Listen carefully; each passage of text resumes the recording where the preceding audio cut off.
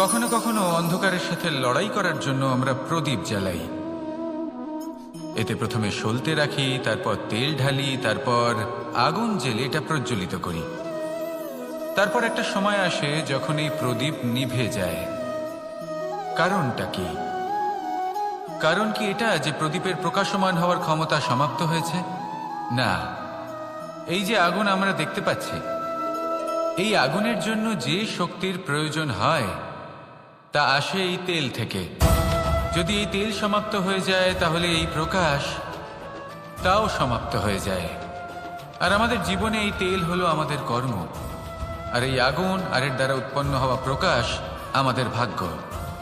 যত আমাদের কর্ম ক্ষীণ হতে থাকবে, আমাদের ভাগ্য সৌভাগ্য কোথাও না কোথাও লুপ্ত হয়ে যাবে। যে উজ্জ্বল ভবিষ্যৎ আমরা চাইছি তা কখনো লাভ করতে পারবো না যদি কর্ম না করি। ঠিক যেমন তেল ছাড়া অগ্নি উৎপন্ন হয় না, তেমনি কর্ম ছাড়া সৌভাগ্য হয় না। আর যেমন কর্ম তেমন ভাগ্য। তাই সবসময় কর্ম করতে থাকুন, কর্ম করা থামাবেন না। আর আমার সাথে ভালোবেসে বলুন, রাধা রাধা। জীবনে তিনটি বিষয় আছে, তিনটি বস্তু আছে, তারা যেন আপনাকে কখনো বশে না করে নিতে পারে। প্রথম হলো ধন। ধন যতক্ষণ আপনি ব্যবহার করতে থাকেন, যতক্ষণ তা আপনার কাজে আসছে, ততক্ষণ ঠিক আছে, এই ধন আপনার কাছে অমৃত। কিন্তু যখন এই ধন আপনাকে ব্যবহার করতে শুরু করে, বুঝে যাবেন যে আপনার পতনের সময় শুরু হয়েছে। দ্বিতীয় বিষয়, ফেলে আসা অতীত।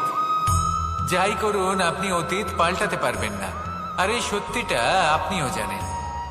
কিন্তু তাও এর বশবর্তী আমরা হয়ে পড়ি। আর যখন তাই হয়, তখন এই সংসারে আমরা যেখানেই যাই না কেন, যত বড়ই সুখ লাভ করি না কেন, সেই সব আমাদের কাছে তিক্ত বলে মনে হয়। তৃতীয় বিষয়, আপনার আশেপাশের মানুষ ভিন্ন ভিন্ন ধরনের মানুষ হয়, যাদের চিন্তা ভাবনা এবং দৃষ্টিভঙ্গি ভিন্ন ভিন্ন প্রকারের। যদি এদের বশবর্তী আপনি হয়ে পড়েন, তাহলে কেউ বলবে এটা করো, এটা ভালো। কেউ বলবে এটা করো না, ওটা করো, ওটা ভালো কাজ। কেউ বলবে এই দুটোই করো না, অন্য কিছু করো। এই কথাগুলিতে আপনি এতটাই জড়িয়ে পড়বেন যে আপনি লক্ষ্যভ্রষ্ট হয়ে পড়বেন। তাই এই তিন বিষয় থেকে সাবধানে থাকবেন।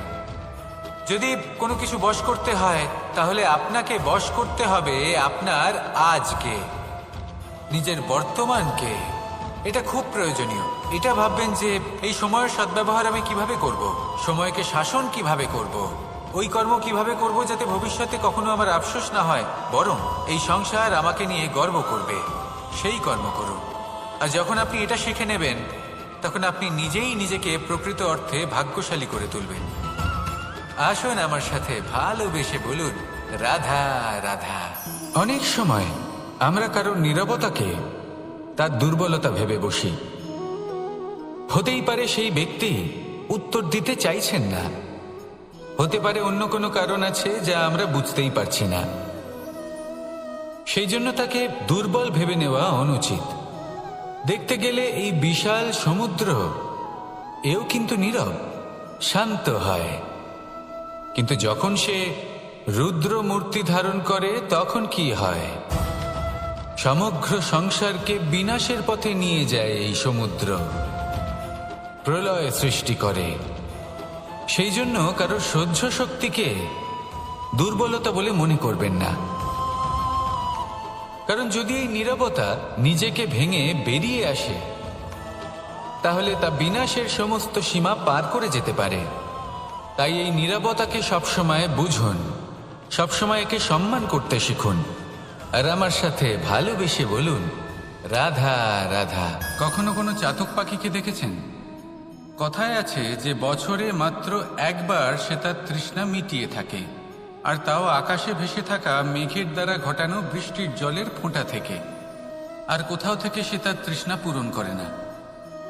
সারা বছর সে নিদারুণ গরম সহ্য করে, তীব্র শীতও সহ্য করে, শুধু এই আশা নিয়ে যে বছরে একবার অন্তত সেই মেঘের ঘন ঘটা হবে, বৃষ্টি হবে, আর সে তার তৃষ্ণা নিবারণ করবে। এটা আসলে কি? এটা আসলে বিশ্বাস।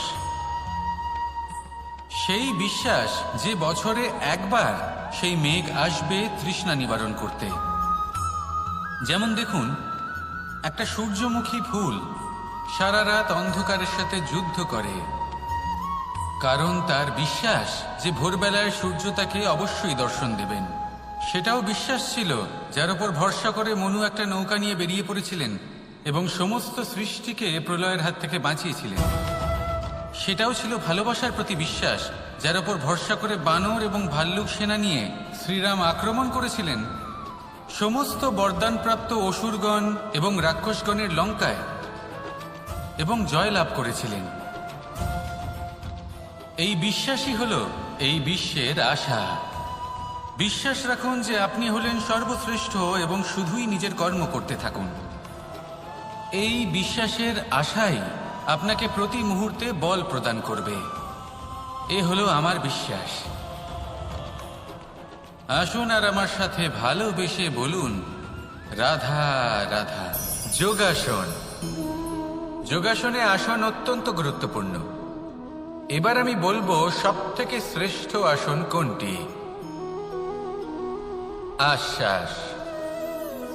নিজেকে আশ্বস্ত করতে থাকুন যে আমি আছি, সব ঠিক হবে, যা হচ্ছে ভালোর জন্য হচ্ছে।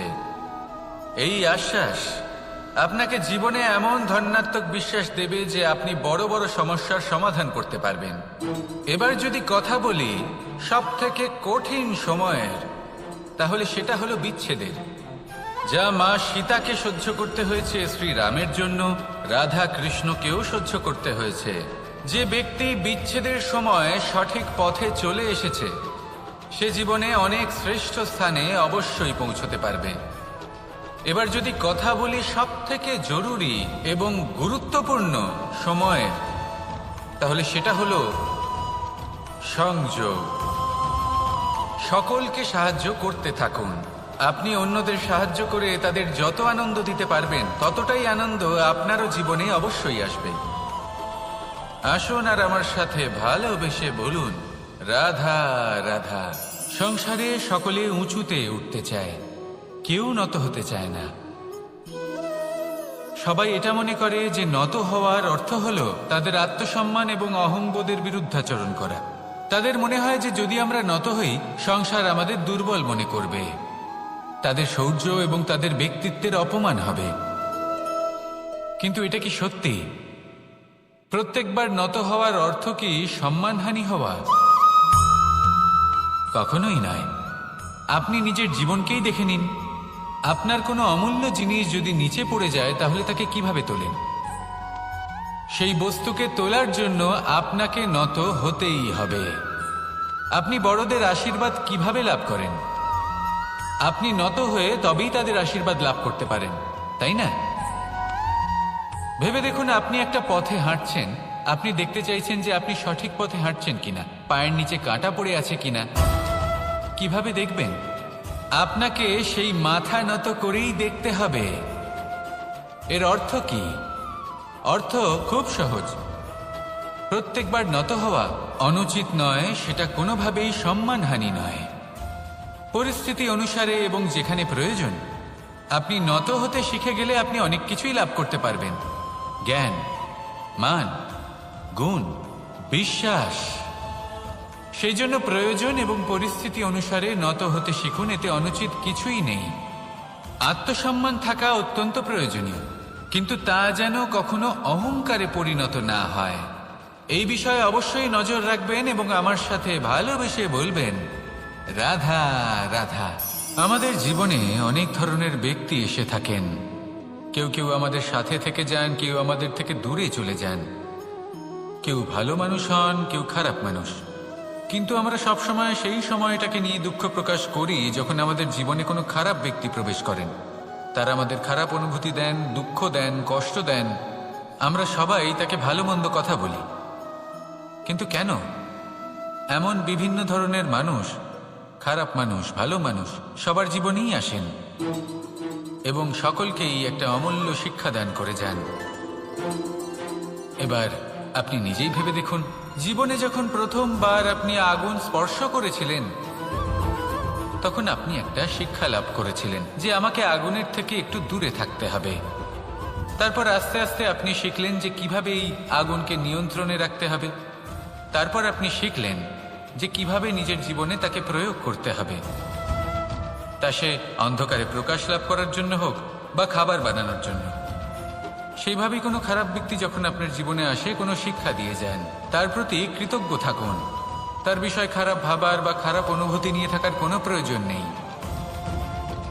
সেই শিক্ষা লাভ করুন, ইতিবাচক মনোভাব নিয়ে জীবনের সামনে এগোতে থাকুন। কেউ নেই যিনি আপনাকে বাধা দিতে পারেন। আসুন আমার সাথে ভালোবেসে বলুন, রাধা রাধা। অনেক সময় আমরা জীবনে অনেক মানুষকে এমন বলতে শুনে থাকি যে আমি অসফল হয়েছি কারণ আমার সময় ভালো যাচ্ছিল না। আমি এই জিনিসটা লাভ করতে চাইছিলাম কিন্তু করতে পারলাম না কারণ আমার সময়টা ভালো যাচ্ছিল না। আমি আমার জীবনে ওই মহান কাজটা করতে চাইছিলাম কিন্তু করতে পারলাম না। কেন? কারণ আমার সময়টা ভালো যাচ্ছিল না। কিন্তু যে মুহূর্তে ভালো সময় আমার জীবনে আসবে আমি সব কিছু প্রাপ্ত করব। এমন প্রায় প্রত্যেকেই বলেন। আসুন একটা কথা বোঝা যাক। একজন মালিকে দেখুন, সে প্রত্যেক দিন গাছের সেবা করে, তাকে জল দেয়, তার যত্ন আত্তি করে। কেন? প্রত্যেক দিন সেই গাছ ফল দেয় না। সঠিক সময় এলে তবেই সেই গাছ ফল দেয়, কিন্তু প্রত্যেক দিন মালি তার সেবা করে, তাকে যত্ন করে। শুধুমাত্র তখন করে না যখন সেই গাছ ফল দিতে সক্ষম। আর যদি মালি গাছের যত্ন প্রতিদিন না করে তাহলে হয়তো সেই গাছ ফল দিতেই পারবে না। এটাই হলো আমাদের জন্য একটা শিক্ষা। যখন সময় আমাদের জন্য অপেক্ষা করে না তখন আপনি সময়ের জন্য কেন অপেক্ষা করছেন? ভালো সময়ের জন্য অপেক্ষা করবেন না।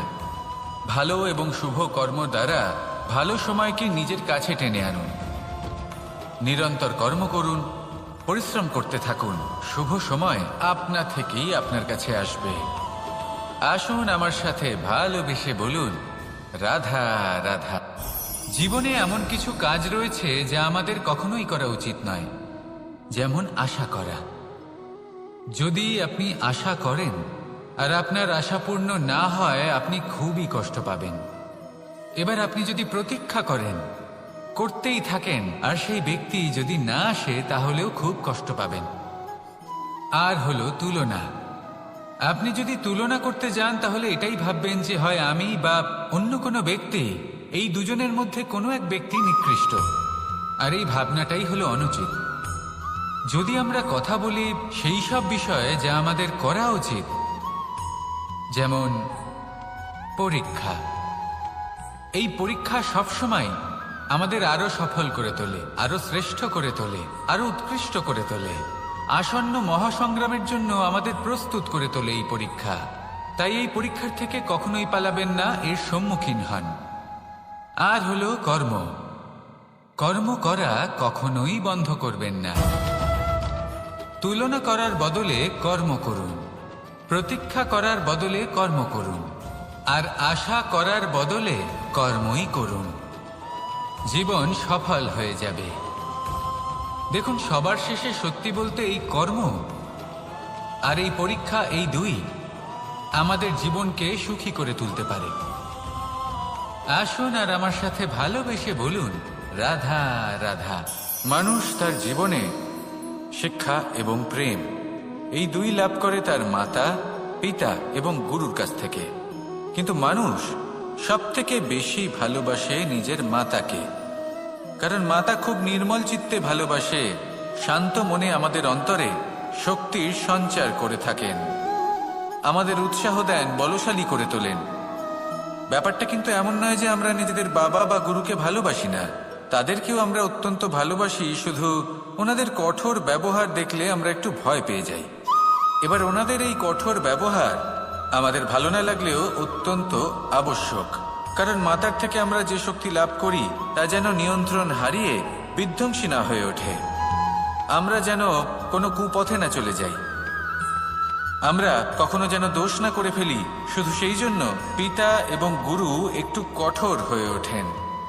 এবং ওনাদের এই কঠোর আচরণ ভবিষ্যতে গিয়ে আমরা অবশ্যই বুঝতে পারি। জীবনে কিছু বছর আমরা এগিয়ে যাই আর তারপর আমরা বুঝতে পারি যে বাবা এবং গুরু আমাদের যথেষ্ট ভালোবাসতেন, কিন্তু ওনাদের ভালোবাসার বহিঃপ্রকাশ আলাদা। প্রয়োজনীয় হলো এটা দেখার, এটা বোঝার যে শুরু থেকে আমাদের প্রতি ওনাদের আচরণ কেমন ছিল। ওনাদের কঠোর হওয়ার পেছনে ওনাদের ভালোবাসাটা বোঝার চেষ্টা করুন, ওনাদের চিন্তাটা বোঝার চেষ্টা করুন, ওনাদের পথপ্রদর্শনের আড়ালে আপনার ভবিষ্যতের জন্য যে পরিকল্পনা ওনারা করেছেন সেটা বোঝার চেষ্টা করুন। তখন আপনারা বুঝতে পারবেন ওনাদের ভালোবাসাকে। আপনার মনের মধ্যে আপনা থেকেই ওনাদের প্রতি সম্মান জেগে উঠবে। নিজের পিতা এবং নিজের গুরু এই দুজনের প্রতি কৃতজ্ঞতা প্রকাশ করুন আর আমার সাথে ভালোবেসে বলুন, রাধা রাধা। আমি অনেক সংখ্যক মানুষকে দেখেছি, তাদের কাছে অত্যাধিক জ্ঞান আছে, শিল্প আছে, ধন আছে, কীর্তি আছে, কিন্তু তারা এই সব কিছু নিজেদের কাছেই রাখেন, এই সমাজে বিতরণ করেন না। কারণ হলো ভয়। ওনাদের মনে হয় যে যদি আমি এই সব কিছু সমাজে বিতরণ করি তাহলে সমাজ আমার শিল্প হোক, ধন হোক, জ্ঞান হোক, কীর্তি হোক, সবকিছু চুরি করে নিয়ে যাবে আর তার বদলে আমি কিছুই পাবো না। এটা কিন্তু সত্য নয়। সত্য হলো এটাই যে যদি আপনি নিজেকে এই সংসারের প্রতি সমর্পিত করেন তাহলে এই সংসার আপনার প্রতিও সমর্পিত থাকবে। আপনি শুধু ধন, জ্ঞান, কীর্তি, সম্মান পাবেন তাই নয়, বরং এই সমাজ আপনাকে নিজের চোখে হারাবে, মনের মধ্যে স্থান দেবে। তাই এই ভয় ত্যাগ করে দেখুন কিভাবে এই সমাজ আপনাকে প্রেম সমর্পণ করে। আসুন আমার সাথে ভালোবেসে বলুন, রাধা রাধা। জীবন কিসের উপর নির্ভরশীল? ধনের ওপর, বৈভবের ওপর, নিঃশ্বাসের ওপর? না, এই জীবন নির্ভরশীল বিশ্বাসের ওপর। বিশ্বাস নিজের ওপর, বিশ্বাস আমাদের আপনজনের ওপর।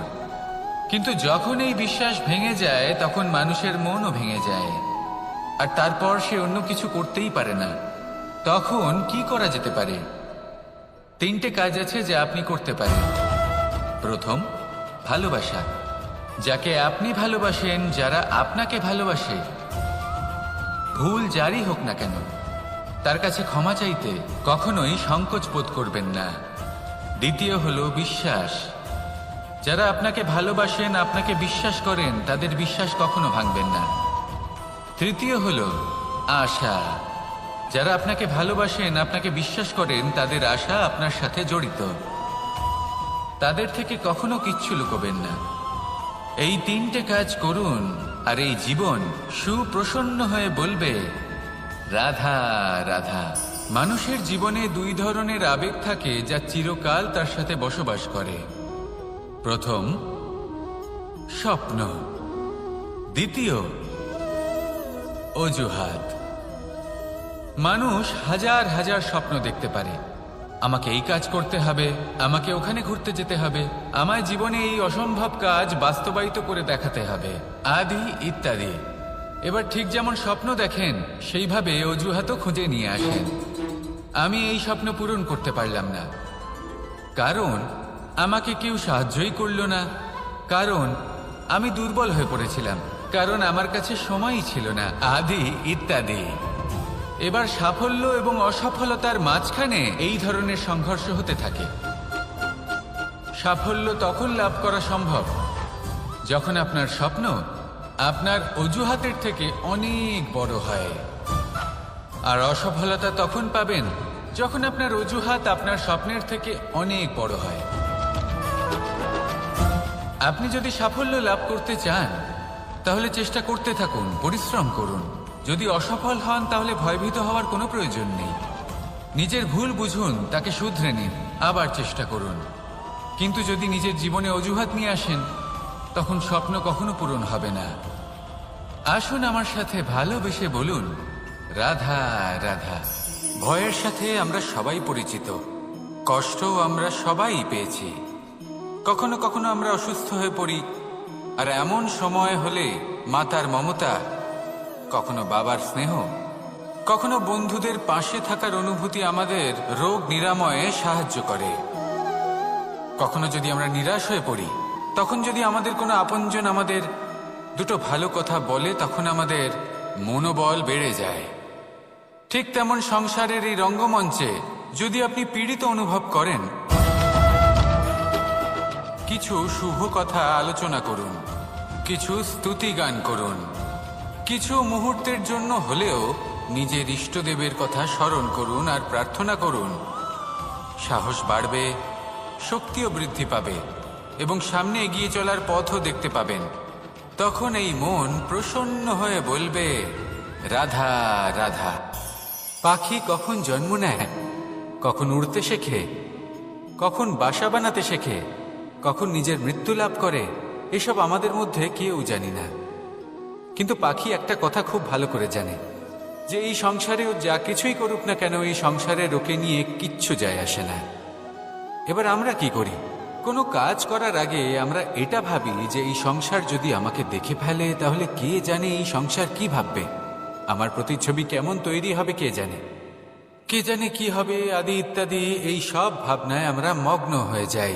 কিছুটা এমনভাবে মগ্ন হই যে বর্তমানের কর্মের এই জীবনের যাত্রাপথে সেই সময়ের আনন্দ উপভোগ করতে ভুলে যাই।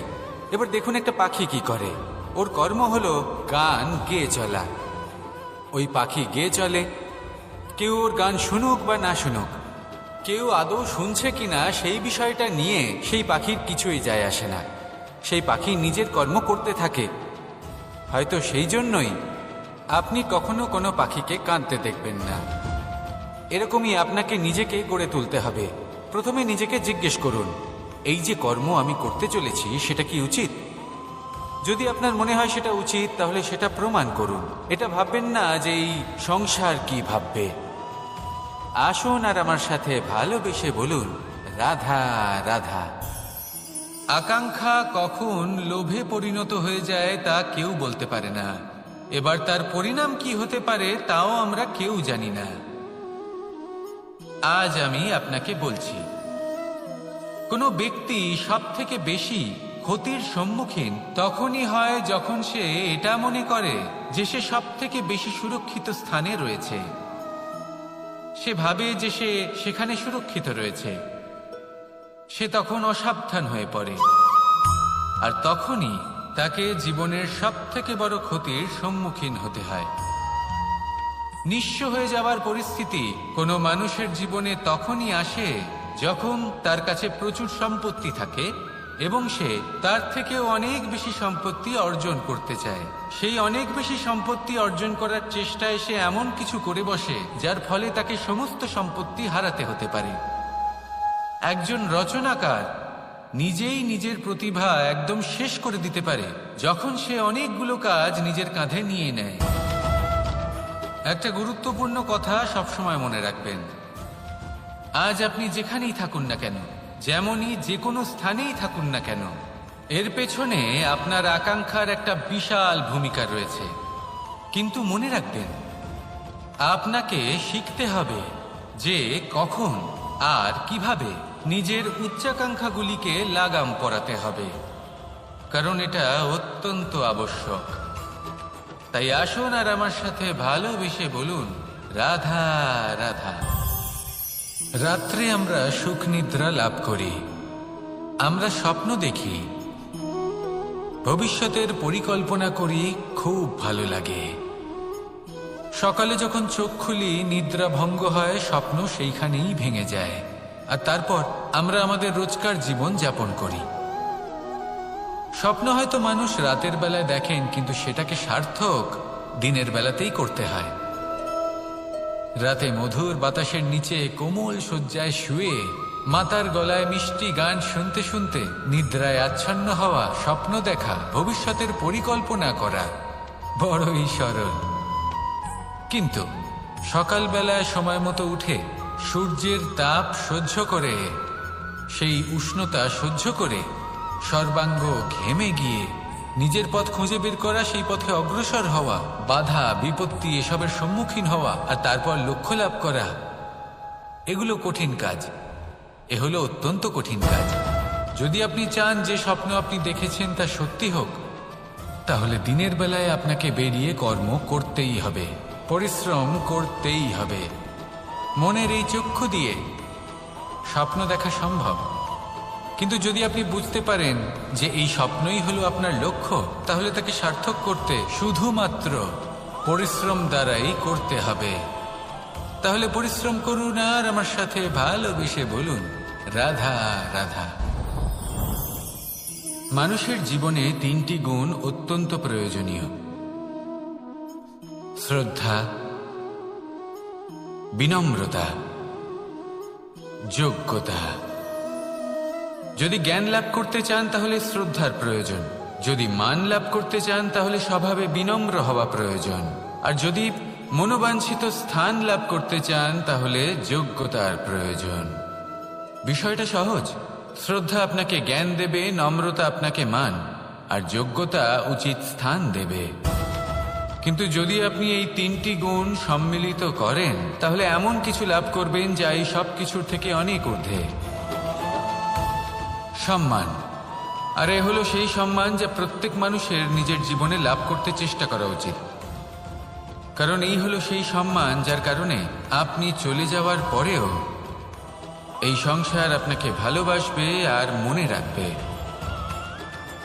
আসুন আমার সাথে ভালোবেসে বলুন, রাধা রাধা। অনেক সময় আমরা জীবনে অনেক মানুষকে এমন বলতে শুনে থাকি যে আমি অসফল হয়েছি কারণ আমার সময় ভালো যাচ্ছিল না, আমি এই জিনিসটা লাভ করতে চাইছিলাম কিন্তু করতে পারলাম না কারণ আমার সময়টা ভালো যাচ্ছিল না, আমি আমার জীবনে ওই মহান কাজটা করতে চাইছিলাম কিন্তু করতে পারলাম না। কেন? কারণ আমার সময়টা ভালো যাচ্ছিল না। কিন্তু যে মুহূর্তে ভালো সময় আমার জীবনে আসবে আমি সব কিছু প্রাপ্ত করব। এমন প্রায় প্রত্যেকেই বলেন। আসুন একটা কথা বোঝা যাক। একজন মালিকে দেখুন, সে প্রত্যেক দিন গাছের সেবা করে, তাকে জল দেয়, তার যত্ন আত্তি করে। কেন?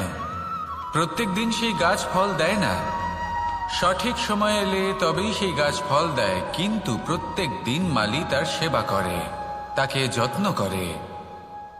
শুধুমাত্র তখন করে না যখন সেই গাছ ফল দিতে সক্ষম। আর যদি মালি গাছের যত্ন প্রতিদিন না করে তাহলে হয়তো সেই গাছ ফল দিতেই পারবে না। এটাই হলো আমাদের জন্য একটা শিক্ষা। যখন সময় আমাদের জন্য অপেক্ষা করে না তখন আপনি সময়ের জন্য কেন অপেক্ষা করছেন? ভালো সময়ের জন্য অপেক্ষা করবেন না। ভালো এবং শুভ কর্ম দ্বারা ভালো সময়কে নিজের কাছে টেনে আনুন। নিরন্তর কর্ম করুন, পরিশ্রম করতে থাকুন, শুভ সময় আপনা থেকেই আপনার কাছে আসবে। আসুন আমার সাথে ভালোবেসে বলুন, রাধা রাধা। মানুষের এই সংসারে জীবনযাপন করার জন্য কিছু জিনিসের প্রয়োজন পড়ে। এমন কিছু আবেগ, এমন কিছু বস্তু আছে যেগুলো তার প্রয়োজন হয়, কিন্তু সব থেকে বেশি যে জিনিসটা তার প্রয়োজন হয় সেটা হলো সম্মানের। আমাদের ভালো লাগে যখন কেউ আমাদের সম্মান করে। আমরা কাউকে সম্মান করলে তারও সেটা ভালো লাগে। কিন্তু আপনি দেখবেন যে সংসারে বেশিরভাগ মানুষ 2টি মাপদণ্ডের ভিত্তিতে সম্মান করেন। হয় বয়স দেখে করেন বা উপার্জন দেখে, অর্থাৎ সেই ব্যক্তি কতটা উপার্জন করেন। এবার ভেবে দেখুন, এটা আবশ্যক নয় কারোর বয়স যদি বেশি হয় তার বুদ্ধিও ততটাই বেশি হবে। আবশ্যক এটাও নয় যে কোনো ব্যক্তি যদি অত্যন্ত ধনী হন বা তার মনও নির্মল হবে বা তিনি সৎকর্ম করবেন বা এমন কোনো কর্ম করবেন যাতে উনি সম্মান লাভ করতে পারেন। হতে পারে উনি ধনী কিন্তু দুশ্চরিত্র। সেই জন্য বয়স বা উপার্জন দেখে কোনো ব্যক্তিকে সম্মান করবেন না। কর্ম দেখুন। যদি গভীরভাবে ভেবে দেখেন তাহলে দেখবেন যদি কোনো মানুষ কোনো সৎকর্ম করেন তাহলে তার প্রতি হৃদয় থেকে সম্মান জাগ্রত হয়। এটাই হলো সেই সম্মান যা অর্জন করতে হবে। বয়স আজ আছে, কাল আরো বৃদ্ধি পাবে। উপার্জন আজ আছে, কাল সেটা কমে যেতেও পারে। কিন্তু যদি আপনি নিরন্তর শুভকর্ম করতে থাকেন তাহলে আপনি মৃত্যুর পরেও অমর হয়ে থাকবেন। আসুন আমার সাথে ভালোবেসে বলুন রাধা রাধা।